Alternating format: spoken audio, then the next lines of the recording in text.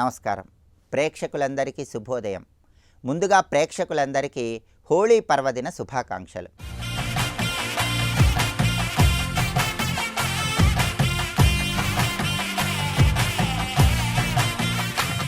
ఈనాటి శుభయోగం శీర్షికన హోళీ లక్ష్మీ జయంతి సందర్భంగా ఎలాంటి విధి విధానాలు పాటించాలో, తద్వారా ఎలాంటి ప్రయోజనాలు సిద్ధింపజేసుకోవచ్చో, హోళీ పర్వదినంలో ఉన్నటువంటి అంతరార్థము సందేశం ఏంటో పరిశీలిద్దాం.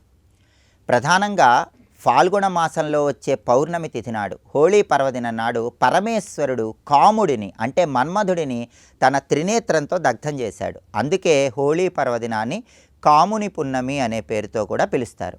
పరమేశ్వరుడు మన్మధుడిని తన త్రినేత్రంతో దగ్ధం చేస్తూ ఒక అద్భుతమైన సందేశం ఇచ్చాడు. ఆ సందేశం ఏంటంటే అరిషడ్ వర్గాలను నియంత్రణలో ఉంచుకోవాలి. కామ, క్రోధ, లోభ, మోహ, మదమాశ్చర్యాలనే అరిషడ్ వర్గాలను నియంత్రణలో ఉంచుకోవాలని సందేశం ఇవ్వటమే పరమేశ్వరుడు తన త్రినేత్రంతో మన్మధుడిని దగ్ధం చేయటంలో ఉన్న అంతరార్థం.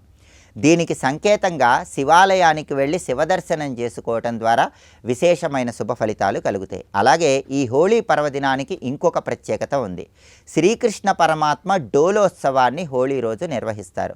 డోలి అంటే ఉయ్యాల అని అర్థం. శ్రీకృష్ణ పరమాత్మని మొట్టమొదటిసారిగా ఊయలలో వేసిన రోజు కాబట్టి దేవాలయానికి వెళ్ళి దేవాలయంలో నిర్వహించే శ్రీకృష్ణ పరమాత్మ డోలోత్సవాన్ని తప్పనిసరిగా దర్శించాలి. అలాగే హోళీ వెనుక ఇంకొక పురాణ గాథ కూడా ఉంది. హిరణ్యకశిపుడి సోదరి పేరు హోలిక. ప్రహ్లాదుడిని తన ఒడిలో కూర్చోబెట్టుకొని హిరణ్యకశిపుడి సోదరి అయిన హోలిక మంటల్లోకి ప్రవేశిస్తే విష్ణు భక్తి వల్ల ఆ మంటలు ప్రహ్లాదుడిని ఏం చేయలేవు, కానీ హోలిక మాత్రం మంటల్లో దగ్ధమైపోతుంది. దీనికి సంకేతంగా హోళీ పర్వదినం నాడు ఇంటి ముందు భాగంలో మంటలు ఏర్పాటు చేయాలి. అలాగే కృతయుగంలో రఘుమహారాజు పరిపాలన జరుగుతున్నటువంటి కాలంలో డుండి అనే పేరు కలిగినటువంటి రాక్షసి సంహరించబడుతుంది. ఆ డుండి అనే పేరు కలిగినటువంటి రాక్షసి సంహరించబడటానికి సంకేతంగా కూడా ఇంటి ముందు భాగంలో హోళీ రోజు సాయంకాలం పూట మంటలు ఏర్పాటు చేయాలి. ఎండిపోయినటువంటి కర్రపుల్లలు, గొబ్బెమ్మలు వీటన్నిటినీ మంటల్లో వేసి ఆ హోళీ నాడు నిర్వహించేటటువంటి ఆ మంటల దగ్గర చుట్టూ 3 సార్లు కుటుంబ సభ్యులందరూ కూడా ప్రదక్షిణలు చేయాలి. హోళీ మంటల చుట్టూ 3 సార్లు తిరిగిన తర్వాత ఆ మంటల నుంచి వచ్చినటువంటి బూడిదను పిల్లల నుదుటన బొట్టులాగా ధరింపజేయాలి. ఇలా చేస్తే సంవత్సరం మొత్తం పిల్లలకు దృష్టి దోషాలు ఉండవు, పిల్లలకు ఆరోగ్యం బాగుంటుంది. అలాగే హోళీ పర్వదినానికి ఇంకొక ప్రత్యేకత ఉంది. రాధాకృష్ణులు ఒకరి మీద ఒకరు రంగులు కలుపుకున్న నీళ్లు చల్లుకున్న రోజు కాబట్టి ఈరోజు అందరూ కూడా వసంతోత్సవాన్ని నిర్వహించుకోవాలి. అలాగే రాధాకృష్ణులను దర్శనం చేసుకోవాలి, రాధాకృష్ణులను పూజించాలి. ఈరోజు లక్ష్మీ జయంతి. లక్ష్మీ జయంతి అంటే క్షీరసాగరం నుంచి ఏనుగులు తొండంతో నీళ్లు తీసుకుని అభిషేకిస్తున్నట్లుగా ఉన్నటువంటి లక్ష్మీదేవి రూపం ఆవిర్భవించిన రోజు. లక్ష్మీ జయంతి సందర్భంగా ఉదయం పూట గృహంలో లక్ష్మీదేవి చిత్రపటం దగ్గర తామరవత్తులతో దీపారాధన చేయటం, గంధం రాసిన మారేడు దళాలతో లక్ష్మీదేవిని పూజించటం, శ్రీ సూక్తము, కనకధారా స్తోత్రము పఠించటం లేదా శ్రవణం చేయటం ద్వారా శ్రీ మహాలక్ష్మీదేవి సంపూర్ణమైన అనుగ్రహానికి ప్రతి ఒక్కరూ సులభంగా పాత్రలు కావచ్చు. ఇలా హోళీ పర్వదినం లక్ష్మీ జయంతి సందర్భంగా ప్రత్యేకమైన విధి విధానాలు పాటించండి. సమస్త శుభాలను సిద్ధింపజేసుకోండి. రేపటి శుభయోగం శీర్షికన శనివారం సందర్భంగా ఏలిన నాటి శని దోష తీవ్రతను తగ్గింపజేసుకోవటానికి ఎలాంటి ప్రత్యేకమైన స్తోత్రాలు పఠించాలో, ఏలినాటి శని దోషం నుంచి బయటపడటానికి పాటించాల్సిన ముఖ్యమైన విధి విధానాలు ఏంటో పరిశీలిద్దాం. నమస్కారం.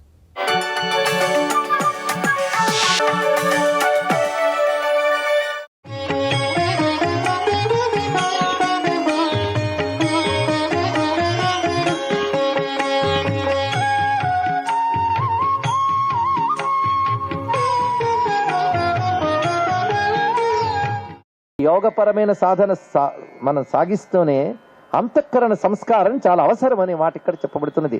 అదే మృదితమల మాయేన మనస అని అద్భుతమైన మాటతో చెప్పారు. అంటే ఒక్క శ్లోకంలో మనలోనే ఉన్న అమ్మవారిని ఎలా పొందవచ్చో మార్గం కూడా చెప్పారు జగద్గురువులు. అమ్మవారి కారుణ్యాన్ని పొందేవాడు ఎలా ఉపాసించాలి అని చెప్తున్నారు. లేదా అమ్మవారి కారుణ్యాన్ని కోరేవాడు, అమ్మా నీ కరుణ కావాలి అని కోరుకుంటూ ఉపాసన ఎలా ఉండాలి.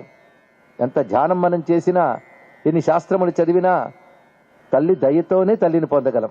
తల్లి దయకు ఉండవలసింది అమాయకమైన భక్తి, నిష్కపటమైన భక్తి. నిష్కపట భక్తితో మీరు యోగ సాధన చేయాలి, మనస్సంస్కారాలు చేసుకోవాలి. అందుకు నిష్కపట భక్తి అవసరం. భక్త్యా త్వనన్యయా శక్య అహమేవం విధోర్జున అని భగవానుడు కూడా గీతలో తెలియజేశాడు. నిష్కపట భక్తితో అమ్మను ఎలా ఆశ్రయించాలి అంటే, భవాని త్వం దాసేమయి వితర దృష్టిం సకరుణాం ఇతి స్తోతుం వాంఛన్ కథయితి భవాని త్వమితి యః తదైవ త్వం తస్మై దిశసి నిజ సాయుజ్య పదవీం ముకుంద బ్రహ్మేంద్ర స్ఫుటమకుట నీరాజిత పదాం. అమ్మవారు ఝటితి ప్రసన్న అని ఒక మాట అంటారు. దీన్నే సద్యప్రసాదిని, క్షిప్రప్రసాదిని అని లలితా శాస్త్రంలో 2 మార్లు చదువుకున్నాం. సద్య క్షిప్ర అంటే వెంటనే అనుగ్రహించుతుందట, ఆలస్యం లేదు తల్లికి. ఆలస్యం మందిగానే అమ్మ అనుగ్రహానికి ఆలస్యం లేదు. అందుకే భవానీ త్వం అనగా భవానీ నువ్వు దాసుడినైన నాయందు దయను ప్రసరింపజేయమమ్మా అని అనాలని మనస్సులో అనుకున్నాడు. ఇంకా అమ్మతో చెప్దామనుకుని భవానిత్వం అన్నాడో లేదో వెంటనే అమ్మవారికి నిజ సాయుధ్య పదవిని ఇస్తున్నది, సాయుధ్య కైవల్యాన్ని ఇస్తుందట. అంటే మనసు మాట నోటిలోకి రాకుండానే అమ్మ అనుగ్రహించిందంటే ఎంత తొందరగా దయ చూపించిందా తల్లి. ఇది అద్భుతమైన కారుణ్యాన్ని చూపించారు ఇక్కడ. అమ్మ కారుణ్యం అటువంటిది. ఎందుకంటే నీ మనసు మాట తల్లికి తెలియదా? నీ వాక్కుని, నీ మనస్సుని ధన్యం చేసుకోవడం కోసం భవానిత్వం అను చాలంతే. ఈ లోపల మాట అమ్మ తీసుకుంది. దాసేమయ వితర దృష్టిం సకరుణాం అన్న తీసుకుంది. ఇక్కడ గమనించవలసింది, సాధనలో ద్వైతమే ఉంటుంది ఎప్పుడు కూడా. భక్తి సాధనలో ద్వైతం ఉంటుంది, ద్వైతం లేనిది అద్వైతం లేదు. అందుకే ఆదిశంకర భగవత్పాల్ వారు ద్వైతాన్ని నిరసించలేదు. మన అనేక మార్లు చెప్పుకున్న ఆదిశంకర సమగ్ర వైదిక మత ప్రతిష్టాత, హిందూ ధర్మ ప్రతిష్టాత. అంతేగాని ఒక శాఖను ప్రతిష్ఠించిన వాడు కాదు ఆయన. సమగ్ర వైదిక ధర్మాన్ని ప్రతిష్ఠించాడు. అందుకే సాధన దశలో ద్వైతాన్ని అంగీకరించాడు. అందుకే ద్వైతులు సాధారణంగా చేసే పూజలు, భక్తి, శరణాగతి వీడికి ఎక్కడ లోటు ఉన్నది శంకర వాంగ్మయంలో. ఒక శివానందహరంలో కానీ, ఒక భజగోవిందంలో కానీ, నృసింహకరావలంబంలో కానీ, సౌందర్యలహరిలో కానీ ద్వైతులు ఆశ్రయించే భక్తిని ఆయన సుప్రతిష్ఠితం చేశాడు తప్ప తక్కువ చేయలేదు. పైగా అది లేనిది ఇది రాదని కూడా చెప్పాడు. నిష్కపట భక్తి లేనిది రాదు. అయితే ద్వైత భక్తి సకామం కాకుండా నిష్కామంగా ఉంటే, ప్రేమతో ఉంటే గొప్ప సిద్ధిస్తుందని ద్వైతము అంగీకరిస్తోంది. అదే శంకరుడు చూపించారు ఇక్కడ. వేదములు ఏ మార్గాన్ని శంకరులు నిరసించలేదు, తెలుసుకోవాలి. యజ్ఞయాగాదులు నిరసించలేదు. కర్మలు మోక్షాలు ఇవ్వవు గనక కర్మలు మానేయండి అనలేదు. కర్మలు చెయ్యాలి, దానివల్ల చిత్తశుద్ధి రావాలి. కానీ కర్మల వల్ల కామన్లు పెంచుకుంటూ ఉంటే మళ్ళీ జన్మ పరంపర వస్తుంది కనుక వాటిని విడిచిపెట్టి ఈశ్వరార్పణ బుద్ధితో చెయ్యండి అయ్యా అని చెప్పాడు. కనుక శంకరులు ఉంటే ముందు మనం అర్థం చేసుకోవాలి. శంకరులు సమగ్ర వైదిక ధర్మ ప్రతిష్టాత. ఈ మాట 1కి 10 సార్లు ఎందుకు అంటున్నామంటే ఈ సిద్ధాంతం గుర్తుండిపోవాలని. అంటే ద్వైత అద్వైత రెండింటి ప్రతిష్ఠ చేశారు. అందుకే ద్వైత భావంలో దాసోహం భక్తి ఉంటుంది, దాసుడను అనే భక్తి. అద్వైతంలో సోహమే ఉంటుంది, సహ అహం అంటే ఆ బ్రహ్మమే నేను అనే ఐక్యం ఉంటుంది. ఇక్కడ ఐక్య స్థితిలో అది ఉంటుంది. ఐక్యం కానంత వరకు, ఐక్యం కావాలని తపనబడే జీవుల్లో సోహం భావమే ఉంటుంది.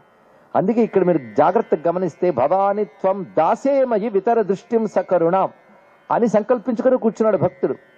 దాసుడనైన నాయందు దయ చూపించు అని కూర్చున్నాడు. అంటే దాసభక్తిని ఒప్పుకున్నట్లా లేదా భగవత్పాదుల వారు? అమ్మవారే ఒప్పుకున్నారు. వాడు మనస్సులో దాసుడినైన నాయందు అనే భావం ఉన్నది. అంటే ఉపాసిస్తున్న దైవమునకు ఇతడు దాసుడు. అంటే ఇద్దరు వచ్చారు, ఈశ్వరుడు, జీవుడు. కానీ జీవుడికి ఉండవలసిన ఏ భావం ఇప్పుడు? ఉత్కృష్ట భావం, దాసభావం. కానీ జీవభావం ఊరికినే పోదు. జీవభావమే జన్మల్లోకి లాగుతోంది మనకి. అంటే దేహం నేను అనుకోవడమే జీవభావం. నేను పెద్ద పెద్ద తత్వాల్లోకి వెళ్ళట్లేదు, స్థూలంగా తెలుసుకోవడానికి. ఈ దేహం నేను అనే భావన ఊరకే పోదు, ఎన్ని కబుర్లు చెప్పినా పోదు. దేహం నేను అనుకునేటువంటి భావమే జీవుడు. ఈ దేహాదుల కంటే దేహానికి, మనస్సుకి, ప్రాణానికి, బుద్ధికి, ఇంద్రియాలకు అతీతమైన మహాచైతన్యం ఉంది. అది నేను అని తాదాత్మ్యం చెందితే ఆ సిద్ధి కైవల్యం. అది లభించే వరకు దేహభావం ఉంటుంది. దేహభావం ఉన్నంత వరకు ఉండవలసింది దాసభావం. దేహబుద్ధ్యాతు దాసోహం జీవబుద్ధ్యా త్వదంసకః ఆత్మబుద్ధ్యా త్వమేవాహం ఇతి మే నిశ్చితామతి అని హనుమత్ స్వామి చెప్పినట్లు ప్రసిద్ధి చెందిన వాక్యం ఉంది ఇక్కడ. అంటే అక్కడే ద్వైత విశిష్టాద్వైత అద్వైత సమన్వయం కనబడుతోంది. ఈ మూడు సమన్వయం పడతాయి తప్ప విరోధించవు. ఇది తెలుసుకోవాలి ఇక్కడ. అది ఆదిశంకరులు హృదయం ఈ శ్లోకంలో పెట్టారు. ఇక్కడ ఎలా పెట్టారంటే భవానిత్వం అన్నాడు. భవానిత్వం అంటే అమ్మా నువ్వు. అక్కడ అమ్మ ఎవరు? పరబ్రహ్మ స్వరూపం. దాసేమయ్యి అంటే జీవుడు. జీవుడు ఇప్పుడు దాసుడైపోయి అమ్మ కరుణను కోరుకుంటున్నాడు. ఇది కదా స్థితి. ప్రార్థనకు కూర్చున్న జీవుడి స్థితి ఇది. అమ్మవారు ఏం చేశారంటే భవానిత్వం అనగానే మోక్షం ఇచ్చేశారట. అంటే అర్థం ఏంటంటే భవానిత్వం అంటే అమ్మా నువ్వు. భవాని అంటే ఏమని చెప్పాం? పరబ్రహ్మస్వరూపం. బ్రహ్మస్వరూపం అమ్మవారు, బ్రహ్మం ఆవిడ. ఆవిడ దాసేమయ్యి అని అననివ్వలేదు. అంటే ఆ దాసభావం లయం చేసేశారు. అంటే అననివ్వకుండానే భవానిత్వం తీసుకున్నారంటే బ్రహ్మభావమే మిగిల్చారని అర్థం ఇక్కడ. అది విషయం. కనుక ఇంకా దాసభావం అంతరింపజేసి సోహం భావం ఇచ్చారు. దీనికి ఒక కథగా చెప్పుకోవచ్చు. ఒక ఆయన గోడ మీద సోహం అని రాసేట. కొందరు అంటూ ఉంటారు సోహం సోహం అని. అది అనడానికి పనికొచ్చింది కానీ భావం ఎవరికి లేదు. సహ అహం. ముందు బ్రహ్మమని అర్థం చేసుకుంటే, బ్రహ్మం అంటే చైతన్యం అని తెలిస్తే, అహం అనే భావం బ్రహ్మం వల్ల వస్తుందా దేహం వల్ల వస్తుందో విచారణ చేయలేదు. పెద్ద కష్టమైనది కాదు. అహం నేను అని దేని వల్ల అనుకోగలుగుతున్నప్పుడు దేహం వల్ల అండి, దేహం వల్ల కాదు. నిద్రపోయిన దేహం నేననదు, మృతి చెందిన దేహం కూడా నేననట్లేదు. నేనని దేని వల్ల అనగలుగుతున్నావు అంటే వాక్కు వల్ల అనుకో. కొందరు నోరు లేకపోయినా నేను అని అనుకుంటారు కదా, కానీ వాక్కు వల్ల కూడా కాదు. ఆ ప్రాణాలకి దేహానికి చైతన్యం ఒకటి ఉంది ఆధారం. ఆ చైతన్యం ఉంటే నేను అని పొట్టమరిస్తుంది అందులోంచి. ఆ వచ్చిన నేను శరీరాన్ని పట్టుకుని నేను శరీరం అనుకుంటుంది. అలా కాకుండా నేను కాలంబనం చైతన్యం అని తెలుసుకుని ఆ నేనుని ముందు వీటి నుంచి వేరు చేస్తారు. ఎలా అంటే మనోబుద్ధి చిత్త అహంకారాన్ని నాహం. మనస్సు నేను కాను, బుద్ధి నేను కాను, ఇంద్రియములకు నేను కాను, నేనుని వాటి నుంచి దూరం చేస్తే ఏది దూరం చేయలేమో ఆ చైతన్యం మిగిలిపోతే అది నేను. అది అహం బ్రహ్మాస్మి. అది పరాకష్ట దశ. ప్రారంభంలోనే సోహం సోహం అనకూడదు. ఒకసారి ఎవడో భక్తులు కూర్చుని గుళ్ళో సోహం సోహం సోహం అంటుంటే రామకృష్ణ పరమహంస పిలిచి ముందు దాసోహం తర్వాత సోహం అని చెప్పారు. ఇది తెలుసుకోండి ఇక్కడ. కానీ సిద్ధాంత అహంకారం ఉంటుందని చాలా ప్రమాదం. అందుకే భక్తులకు సిద్ధాంతాలు రాద్ధాంతాలు ఉండదు. కేవలం ప్రేమ మాత్రమే ఉంటే చాలు భగవంతుడి మీద. సగుణమైన నిర్గుణమైన పర్వాలేదు, ప్రేమ ఉంటే చాలు. ఒకడు గోడ మీద సోహం అని రాశాడు. అది చూసి ద్వైతికి కోపం వచ్చి దాని ముందు దా పెట్టాడు. అప్పుడేమైంది? దాసోహం అయింది. మళ్ళీ మరుసటి రోజు ముందు సోహం రాసిన ఆయన వచ్చాడు. ఓహో ఇలా ఉందా వీడి వ్యవహారం అని దాని ముందు సా పెట్టాడు. ఇప్పుడు సదా సోహం అయింది. అది చూసి మళ్ళీ మరుసటి రోజు ద్వైతి వచ్చి దా మళ్ళీ దాన్ని పెట్టాడు, ముందు పెట్టాడు. దాసోహం అయింది ఇక్కడ. మళ్ళీ వచ్చి వాడు సా పెట్టాడు, మళ్ళీ వీడు దా పెట్టాడు. సదా సదా సోహం దాసోహం ఇలా మిగిలిపోయి ఇంత చేస్తే ఎలా ఉందంటే గోడ ఖరాబ్ అయిందంతే, ప్రయోజనం లేదు. అందుకే ఈ గొడవలు మనకు అనవసరం. నువ్వు అమ్మవారి ముందు దాసుడనని శరణి వేడితే ముక్తినివ్వడం ఆవిడ పని. అది తెలుసుకోవాలి కదా. సర్వం శ్రీ లలితా మహాత్రిపుర సుందరి చరణారవిందార్పణమస్తు. స్వస్తి.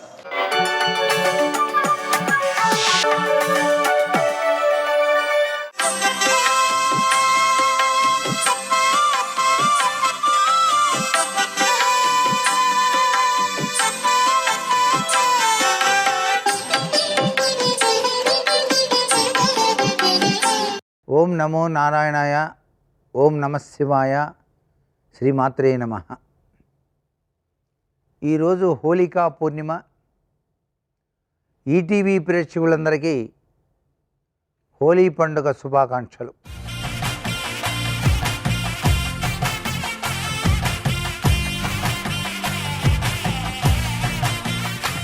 హోళీ అనేటువంటిది చాలా గొప్ప విశేషం కలిగినటువంటి ప్రక్రియ.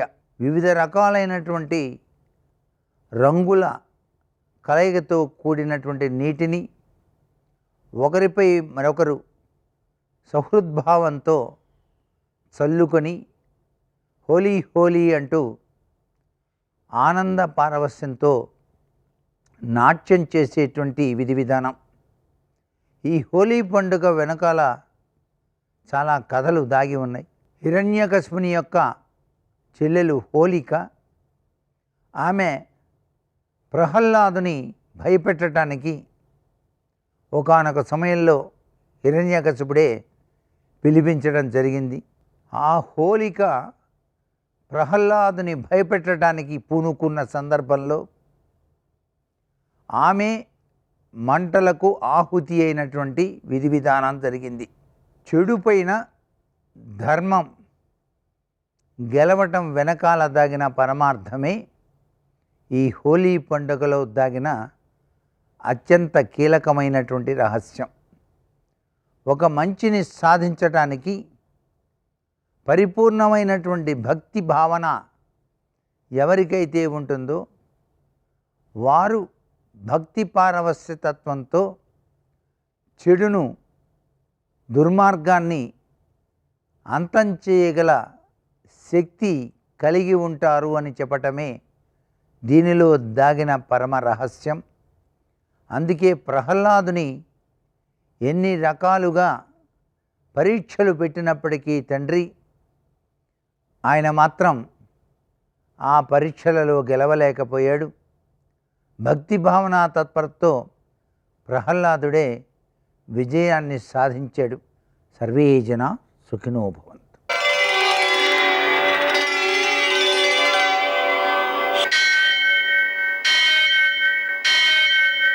సహస్రశీరుషం దేవం విశ్వాక్షం విశ్వశంభువం విశ్వం నారాయణం దేవమక్షరం పరమం పదం విశ్వతః పరమాం నిత్యం విశ్వం నారాయణగుం హరిం విశ్వమేవేదం పురుషస్తద్విశ్వముపజీవతి పతిం విశ్వస్యాత్మేశ్వరం శాశ్వతం శివమచ్యుతం నారాయణం మహాజ్ఞేయం విశ్వాత్మానం పరాయణం.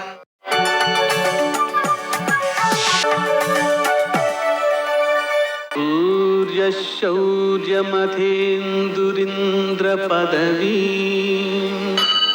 సన్మంగళం మంగళం.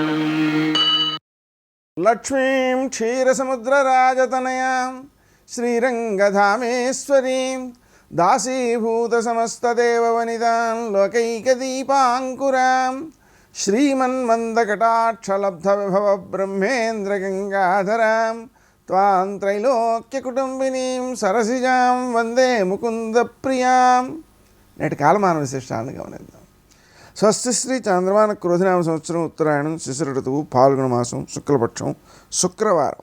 సూర్యోదయం 6:28 సూర్యాస్తమయం 6:22 తిథి పూర్ణిమ మధ్యాహ్నం 12:25 వరకు.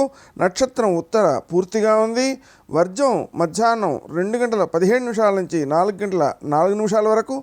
దుర్ముహూర్తం ఉదయం 8:51 నుంచి 9:35 వరకు. మరల మధ్యాహ్నం 12:49 నుంచి 1:36 వరకు. అమృతకాలం రాత్రి 12:55 నుంచి 2:42 వరకు. రాహుకాలం శుక్రవారం కాబట్టి ఉదయం 10:30 నుంచి 12 గంటల వరకు. అష్టకౌళికరీత్యా శుభప్రదమైన సమయం సాయంకాలం 4:30. నేటి విశేషం శుక్రవారం. అలాగే హోలికోత్సవం. ఈటీవీ ప్రేక్షకులకు హోలీ శుభాకాంక్షలు.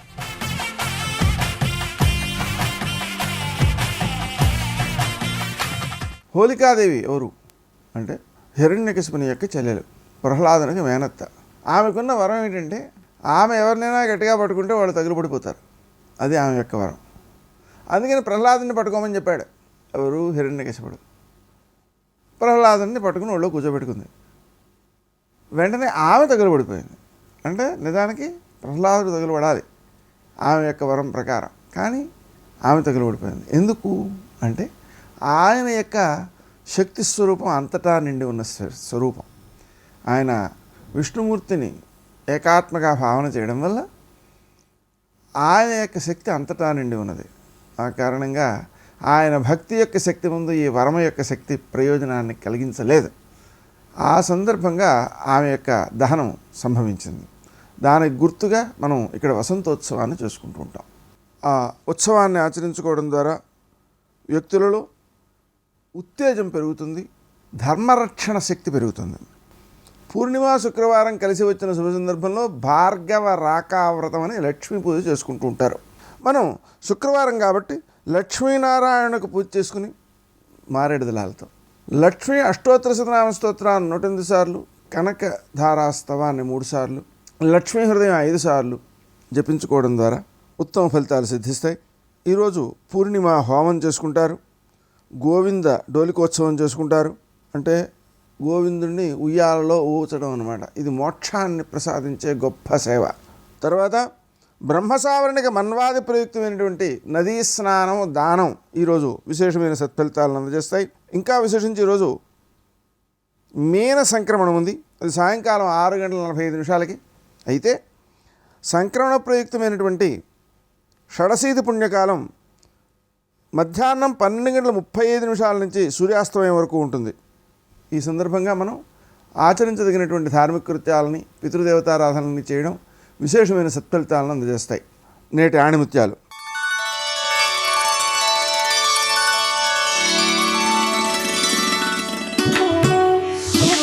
మన మీద మనకు ఉండే నమ్మకం శత్రువును కూడా భయపెడుతుంది. మన మీద మనకు అపనమ్మకం శత్రువు బలాన్ని పెంచుతుంది.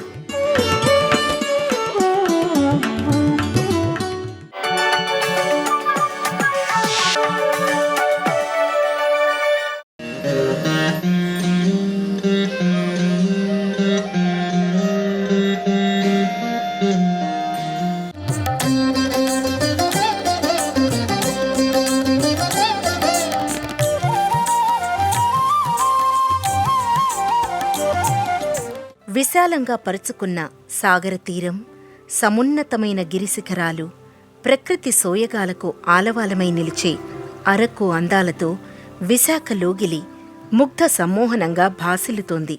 విశాఖపట్నం బురుజుపేట ప్రాంతంలోని శ్రీ కనక మహాలక్ష్మి దేవస్థానం రాష్ట్రంలోనే సుప్రసిద్ధ ఆలయంగా విలసిల్లుతోంది.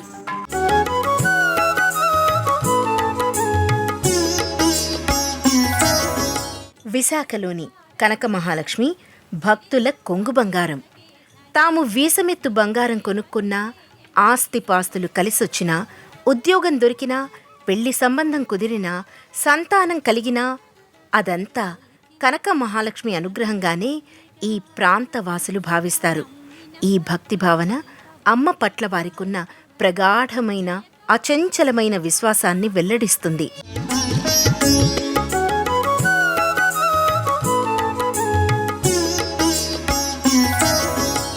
గర్భాలయం, ప్రత్యేక మందిరం వంటి ఏర్పాటు లేకుండా ఆరుబయట బహిరంగ మంటపంలో భక్తుల పాలిటి కల్పవల్లి అయిన కనక మహాలక్ష్మి కొలువుతీరి ఉంటుంది. అమ్మవారికి ఆలయ గోపురాలు నిర్మించే సంప్రదాయం ఇక్కడ లేనందున అమ్మవారి నెలవకు ముందు అనివెట్టి మంటపం ఉంటుంది.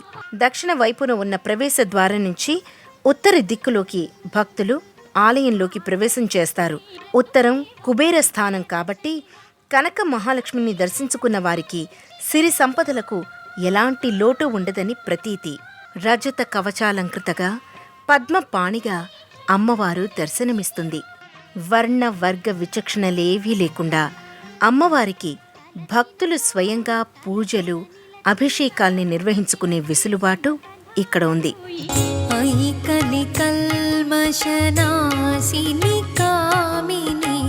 వైదిక రూపిణి వేదమయీ క్షీర సముద్భవ మంగళ రూపిణి మంత్ర నివాసిని మంత్రనుతే సరసిజ నిలయే సరోజహస్తే ధవళతమాం సుఖగంధమాల్య శోభే భగవతీ హరివల్లభే మనోజ్ఞే త్రిభువన భూతికరి ప్రసీద మహ్యం అంటూ శంకర భగవత్పాదులు కనకధారాస్తవంలో శ్రీ కనక మహాలక్ష్మిని స్తుతి చేశారు. ఇంతటి విశిష్టమైన కనక మహాలక్ష్మి అమ్మవారి దర్శనం భక్తులందరూ సకల సన్మంగళదాయకంగా భావన చేస్తారు.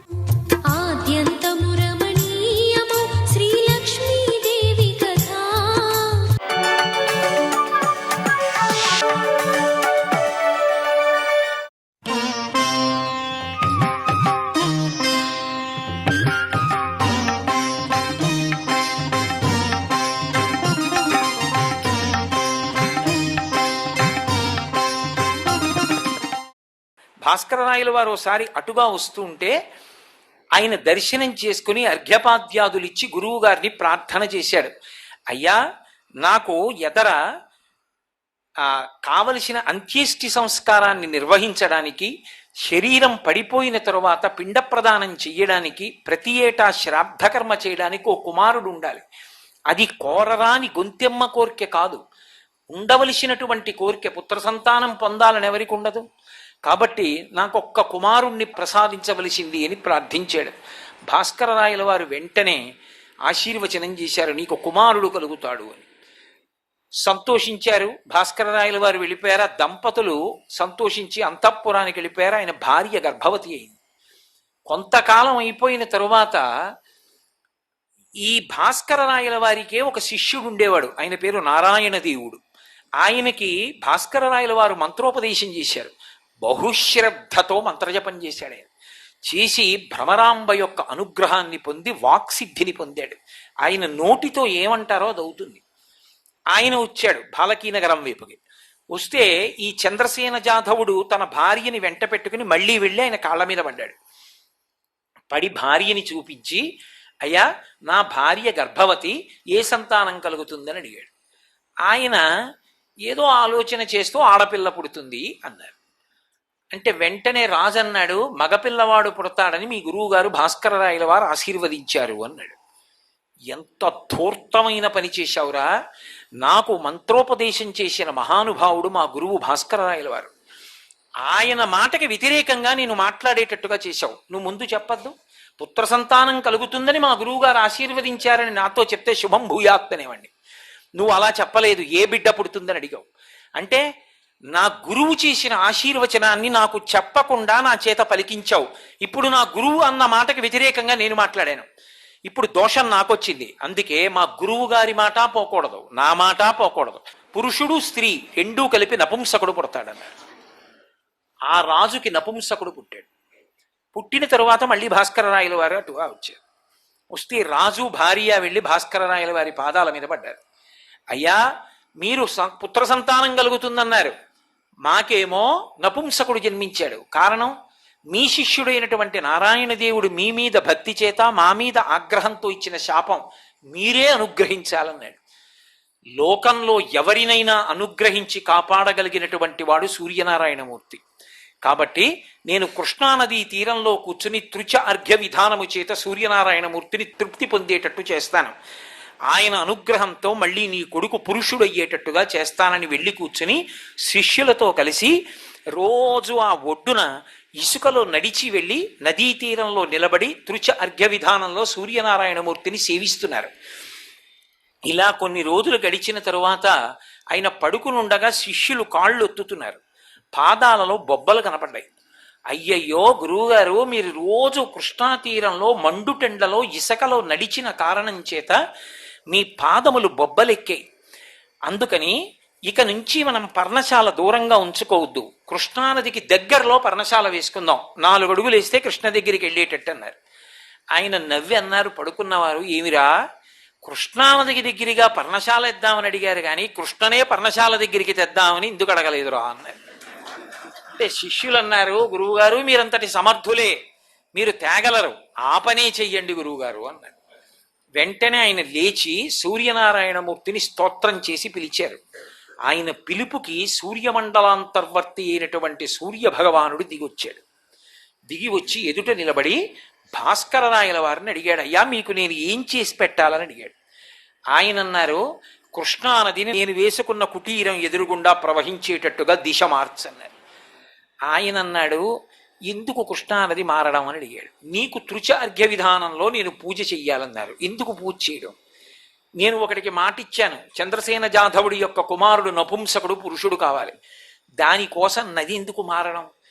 ఆ నది మారితే నాకు అర్ఘ్యం ఇస్తారు, అర్ఘ్యం ఇస్తే నేను తృప్తి పొందుతాను, తృప్తి పొందాక ఏం కావాలంటాను, మీరు అది అడుగుతారు, అంతే కదా, అదే ఇచ్చేస్తాను ఇప్పుడే, నదిని ఎందుకండి మార్చడం అన్నారు. సర్వం శ్రీ ఉమామహేశ్వర పరబ్రహ్మార్పణమస్తు. స్వస్తి.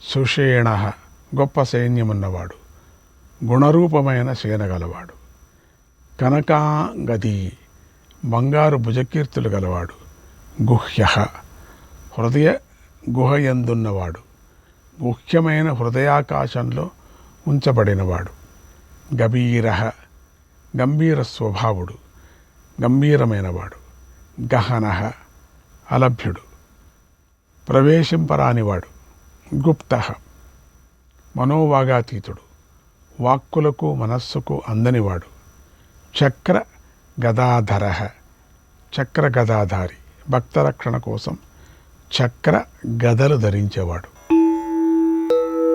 వేదాస్వాంగోజితః కృష్ణో దృఢः సంకర్షణోచ్యుతः వరుణో వారుణో వృక్షః పుష్కరాక్షో మహామనాః. వేదా అన్నిటినీ నియమించేవాడు, సృజించేవాడు. స్వాంగ కార్యపోషకుడు, కార్యరూపమైన జగత్తును చేసేటప్పుడు తనకు తానే సాధనమైనవాడు అని. అజిత జయింపబడనివాడు, అంటే ఎవరి చేతను జయింపబడనివాడు అని అర్థం. కృష్ణ శ్యామసుందరుడు. శ్యామసుందరుడు కథ చాలా విన్నారు కదా. అంటే శ్యామవర్ణం గలవాడు, ఆకర్షణీయమైన నలుపుకు శ్యామవర్ణం అని పేరు. భాగవతంలో అంతా విన్నారు కదా మీరు. దృఢ తన స్వరూప సామర్థ్యాల నుండి ఎన్నడూ జారని వాడు, అంటే సామర్థ్యాల నుండి ఎన్నడూ జారని వాడు. సంకర్షణోచ్యుత, సంకర్షణుడు అంటే సంహార సమయంలో ఒక్క మాటుగా ప్రజలను తనలోకి లాక్కునేవాడు. వరుణ జలాది దేవత అయినటువంటి వరుణ రూపుడు.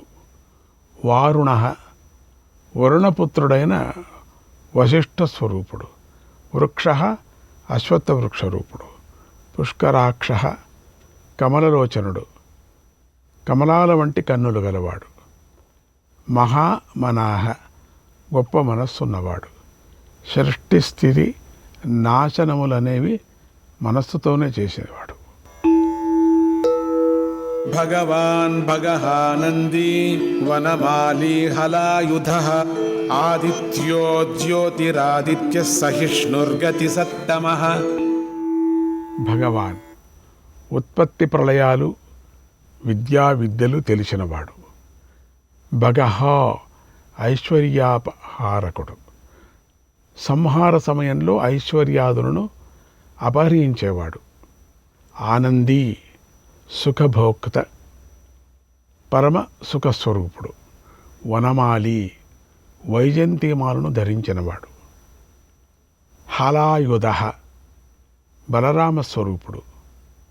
హలమనే ఆయుధాన్ని దాల్చిన బలభద్ర రూపుడు.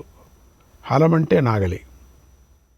ఆదిత్య అదితిపుత్రుడైన వామన రూపుడు. జ్యోతిరాదిత్య సూర్యమండలాలలో ప్రకాశించే జ్యోతిస్వరూపం. సహిష్ణు ద్వంద్వసహుడు, అన్ని ద్వంద్వాలను సహింపగలవాడు. గతిసత్తమ ఉత్తమగతి అయినవాడు, అందరికీ గతి అయి ఉత్తముడైన వాడు. సుధన్వాఖండ పరశుర్దారుణో ద్రవిణప్రదః దివస్పృక్ సర్వదృగ్వ్యాసో వాచస్పతిరయో నిజః. సుధన్వా గొప్ప ధనస్సున్నవాడు, శార్గమనే చక్కని ధనస్సును ధరించినవాడు. ఖండ పరశు పరశురామ అవతారుడు, అంటే పరశువును ధరించిన పరశురామ రూపుడు. దారుణ దుర్మార్గులకు భయంకరుడు. ద్రవిణప్రద సంపదనిచ్చేవాడు, భక్తులకు విత్తమిచ్చేవాడు. అంతటా దివస్పృక్ అంతటా వ్యాపించినవాడు, స్వర్గలోకం దాకా వ్యాపించినవాడు. సర్వదృక్ వ్యాస అందరినీ దర్శించే వ్యాసరూపుడు.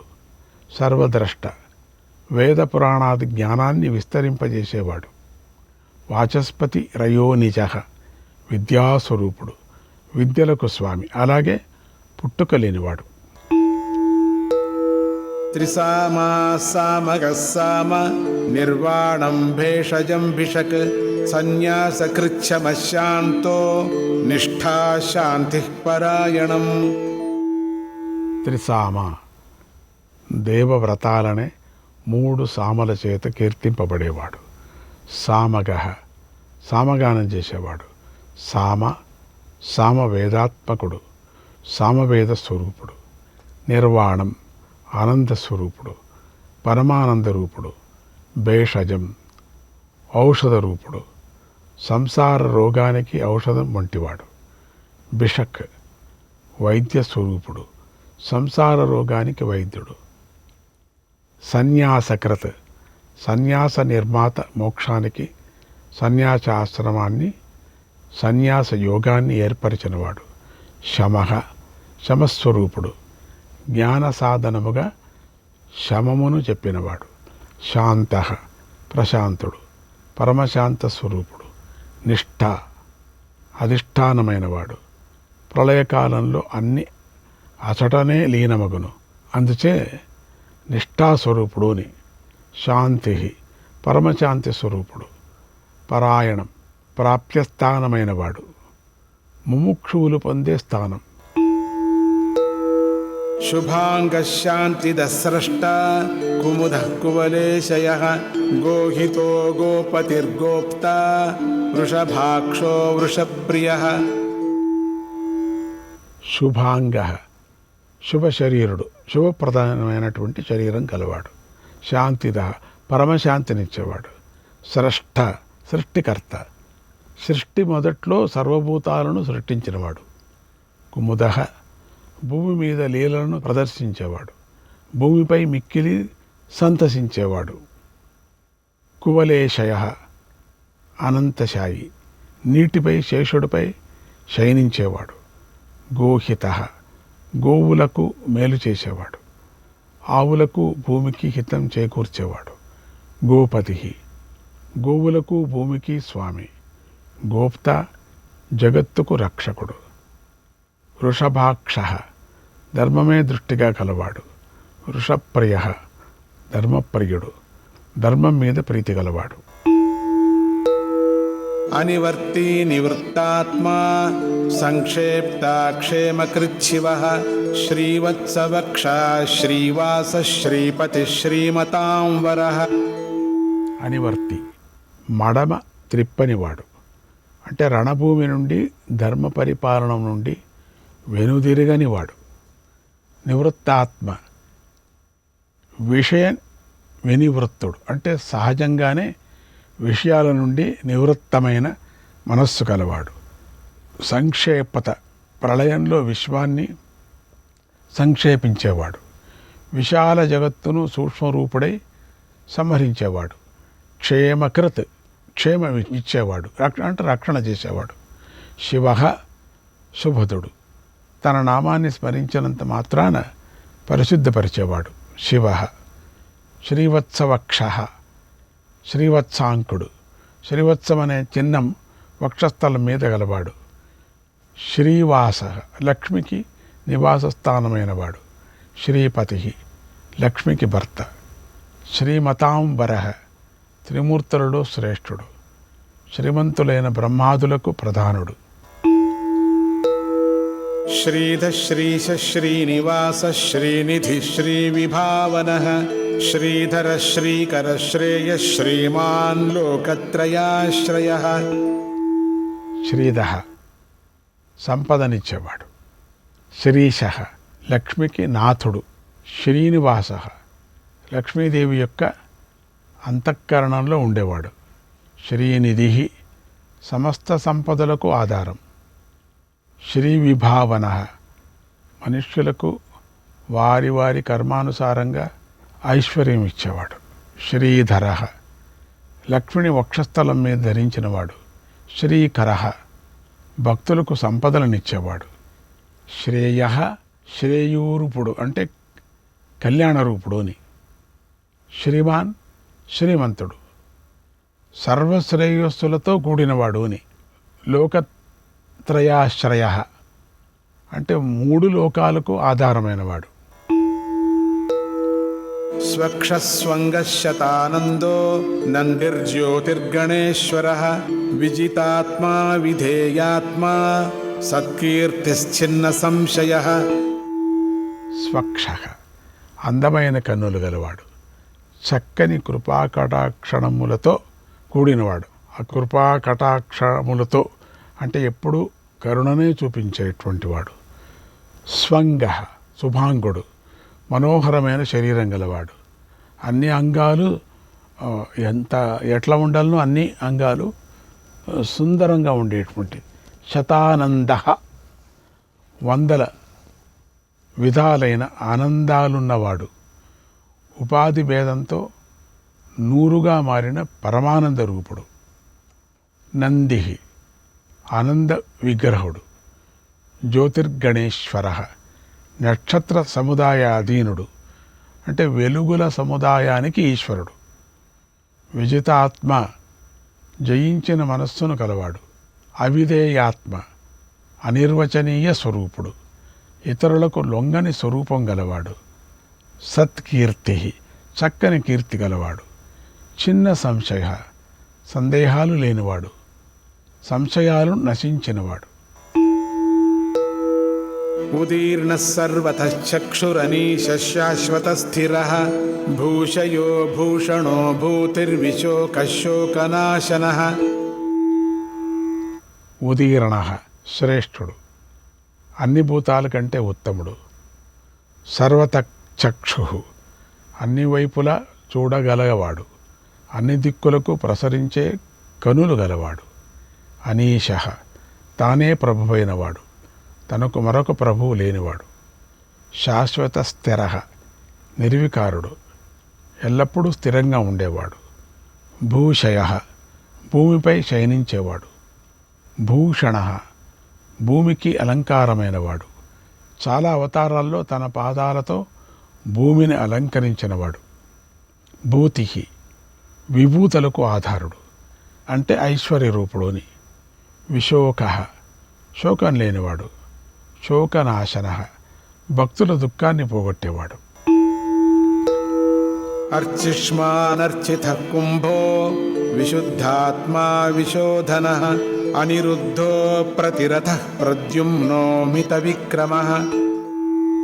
అర్చిష్మాన్, వెలుగులకు వెలుగు, చంద్ర సూర్యులను దేదీప్యమానులను చేసే కిరణాలు కలవాడు. అర్చిష్మాన్ అంటే కూడా హనుమంతుడి పేరు కూడా అవుతుంది. అర్చిత, బ్రహ్మాదులచే పూజింపబడ్డవాడు. కుంభ, నివాస స్థానభూతుడు. కుంభమందు నీటి వలె సర్వము ఈయనలోనే నిలిచి ఉన్నది. విశుద్ధాత్మ, విశుద్ధ మనస్కుడు, అంటే పరమశుద్ధమైన ఆత్మరూపుడు అని అర్థం. విశోధన, తలచినంతనే పాపములను శోధించేవాడు, పాపాలని కూడా. అనిరుద్ధ, చతుర్వ్యూహాలలో అనిరుద్ధ స్వరూపుడు. ప్రతిరథ, అడ్డగింపబడనివాడు, అంటే ఎదురు లేనివాడు అని. ప్రద్యుమ్న, ఎక్కువ ధనము గలవాడు. అమిత విక్రమ, అమేయ పరాక్రముడు, అంతులేని పరాక్రమ గలవాడు. కాలనేమి నిహావీర శౌరి శూరజనేశ్వర త్రిలోకాత్మా త్రిలోకేశ కేశవ కేశిహా హరి. కాలనేమి నిహ, విజేత, కాలనేమి అనే రాక్షసుడిని చంపినవాడు. వీర, వీరుడు, శూరుడు. శౌరి, శూరవంశజుడు, శూరకులంలో పుట్టినవాడు. శూరజనేశ్వర, శూరులకు అధిపతి, ఇంద్రాదులకు ఈశ్వరుడు. త్రిలోకాత్మ, త్రిలోకాలకు ఆత్మైనవాడు. త్రిలోకేశ, ముల్లోకాలకు అధీశుడు, మూడు లోకాలకు ఈశ్వరుడు. కేశవ, త్రిమూర్త్యాత్మకుడు, సూర్యాదుల కిరణాలు గలవాడు. కేశిహ, కేశి అనే రాక్షసుడిని చంపినవాడు. హరిహి, పాపాలను హరించేవాడు. కామదేవ కామపాల కామీకాంత కృతాగమ అనిర్దేశ్య వపుర్విష్ణుర్వీరోనంతో ధనంజయ. కామదేవ, పురుషార్థ ప్రదాత, పురుషార్థములను కోరేవారిచే కోరబడేవాడు. కామపాల, భక్తుల కోరికలను తీర్చేవాడు. కామి, శాస్త్రకర్త, పూర్ణకాముడి స్వభావం గలవాడు. కాంత, నిర్దేశించలేని రూపం గలవాడు, చక్కని రూపం గలవాడు. కృతాగమ, వ్యాపకుడు, శృతిస్మృతులను రచించినవాడు. అనిర్దేశ్య వపుః, అనంతుడు, నిర్దేశింపలేని రూపం గలవాడు. విష్ణు, భూమ్యాకాశాలు వ్యాపించి ఉండేవాడు. వీర, గంత్యాదులు గలవాడు. అనంత, దేశకాల వస్తువులచే పరిచ్ఛిన్నం కానివాడు. ధనంజయ దిగ్విజయం చేసే ధనాన్ని జయించినవాడు.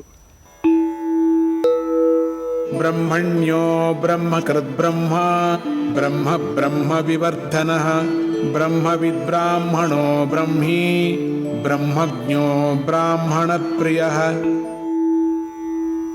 శ్రీకృష్ణాయ పరమాత్మనే నమః.